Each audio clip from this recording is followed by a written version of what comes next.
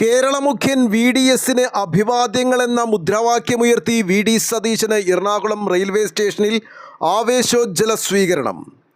വന്ദേ ഭാരതിൽ വന്നിറങ്ങിയ VD സതീശന് പ്രൗഢിയോടെ സ്വീകരണം നൽകുകയായിരുന്നു കൊച്ചി.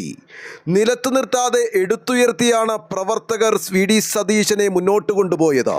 കേരളത്തിലെ രാഷ്ട്രീയ രംഗത്ത് ശ്രദ്ധേയമായ നേതൃത്വ പ്രകടനത്തിലൂടെ VD സതീശൻ UDFനെ ആത്മവിശ്വാസത്തോടെ മുന്നോട്ട് നയിച്ച നേതാവാണ്.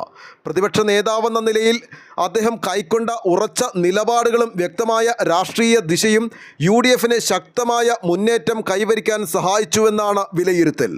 തിരഞ്ഞെടുപ്പ് പ്രചാരണ ഘട്ടത്തിൽ സംഘടനാ തലത്തിൽ ശക്തമായ ഏകോപനം ഉറപ്പാക്കുന്നതിൽ VD സതീശൻ നിർണായക പങ്ക് വഹിച്ചു.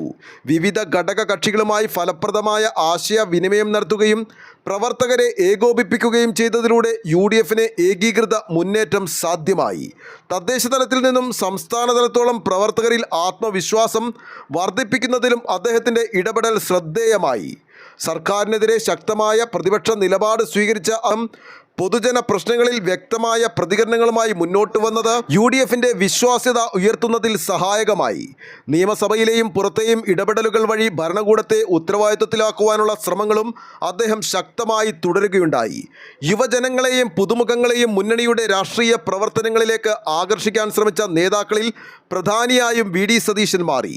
സമകാലിക വിഷയങ്ങളിൽ വേഗത്തിലുള്ള പ്രതികരണവും സോഷ്യൽ മീഡിയ ഉൾപ്പെടെയുള്ള പുതിയ പ്രചാരണ മാർഗങ്ങളുടെ ഫലപ്രദമായ ഉപയോഗവും UDFന്റെ പ്രചാരണ തന്ത്രങ്ങൾക്ക് പുതുമ നൽകി.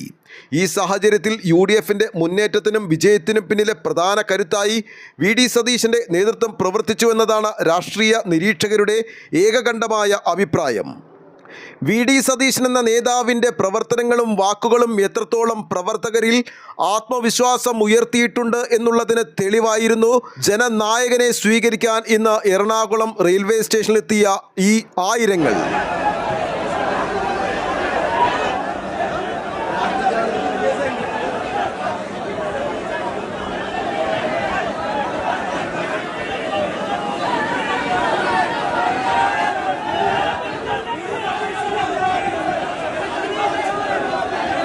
ന്യൂസ് ബോക്സ് ലൈവിന് വേണ്ടി ദൃശ്യങ്ങൾ പകർത്തി നൽകിയത് ഷിജു ജബ്ബാർ.